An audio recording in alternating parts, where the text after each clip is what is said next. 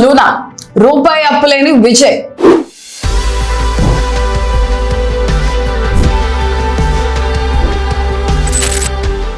తమిళనాడు రాజకీయాల్లో సరికొత్త అధ్యయనానికి తెరలేపిన తమిళగ వెట్రికజగం అధినేత విజయ్ జోసెఫ్ తన తొలి రాజకీయ అడుగు వేశారు. ఏప్రిల్ 23న జరగనున్న అసెంబ్లీ ఎన్నికల కోసం పెరంబూరు నియోజకవర్గం నుంచి నామినేషన్ దాఖలు చేశారు. పెరంబూరుతో పాటు తిరుచి ఈస్ట్ స్థానం నుంచి కూడా ఆయన బరిలోకి దిగుతున్నారు. ఈ సందర్భంగా విజయ్ సమర్పించిన ఆస్తుల వివరాలు చూస్తే ఆయన వెండి తెరపైనే కాదు, ఆస్తుల విషయంలోనూ కింగ్ అనిపిస్తుంది.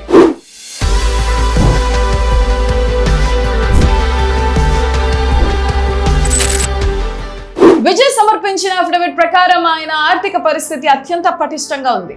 సుమారు 404 కోట్ల రూపాయలు చరాస్తులు, 115 కోట్ల రూపాయల స్థిరాస్తులతో ఆయన మొత్తం ఆస్తి విలువ 500 కోట్లు దాటింది. విశేషం ఏమిటంటే ఇంతటి భారీ ఆస్తి ఉన్న ఆయనకు ఒక్క రూపాయి కూడా అప్పు లేకపోవడం గమనార్హం. తన పేరు మీద ఉన్న బ్యాంక్ డిపాజిట్లు, సేవింగ్స్ వివరాలు చూస్తే ఆయన ఎంత పద్ధతిగా తన ఆదాయాన్ని అదుపు చేశారో అర్థమవుతుంది. తన భార్య సంగీత పేరు మీద కూడా సుమారు 15 కోట్ల రూపాయల స్థిరాస్తులు ఉన్నట్లు ఆయన వెల్లడించారు. తన ప్రధాన ఆదాయ వనరులుగా సినిమాల ద్వారా వచ్చే పారితోషికం, బ్యాంకు వడ్డీలు, తన ఆస్తుల ద్వారా వచ్చే అద్దెలను పేర్కొన్నారు. కేవలం నగదు రూపంలో తన వద్ద 2 లక్షలు, భార్య వద్ద 1 లక్ష రూపాయలు మాత్రమే ఉన్నాయని, మిగతాదంతా డిపాజిట్ల రూపంలోనే ఉందని స్పష్టం చేశారు.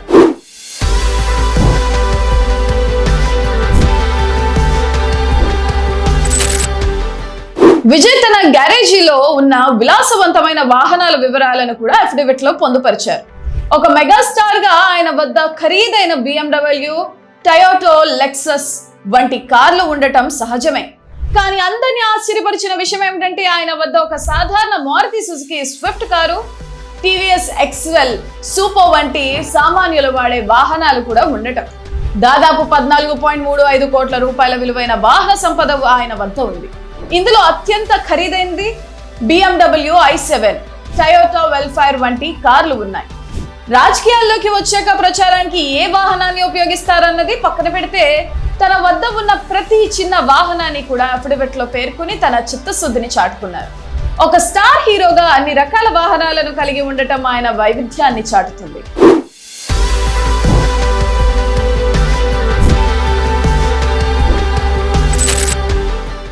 విజయ్ తన సంపాదననే కాదు, తన సేవా గుణాన్ని కూడా అఫిడవిట్ ద్వారా ప్రపంచానికి చాటి చెప్పారు.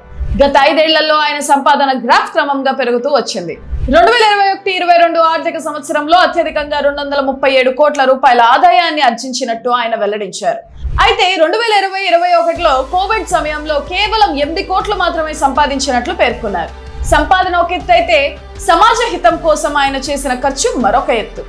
విజయ్ గత కొన్నేళ్లుగా సుమారు 74 కోట్ల రూపాయలకు పైగా విరాళాలుగా ఇచ్చారు. ఇందులో విద్యా సంస్థలకు, గ్రీన్ లీఫ్ వంటి ఇన్ఫోటెక్ కంపెనీలకు భారీగా నిధులు సమకూర్చారు.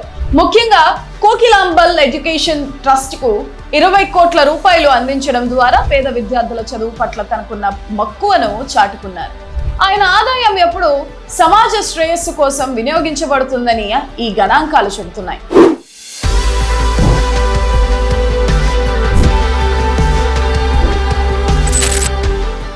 వెండి తెరపై దళపతిగా ఎదురులేని విజయాన్ని సొంతం చేసుకున్న విజయ్ ఇప్పుడు రాజకీయ క్షేత్రంలో ఏ మేరకు ప్రభావం చూపుతారో వేచి చూడాలి.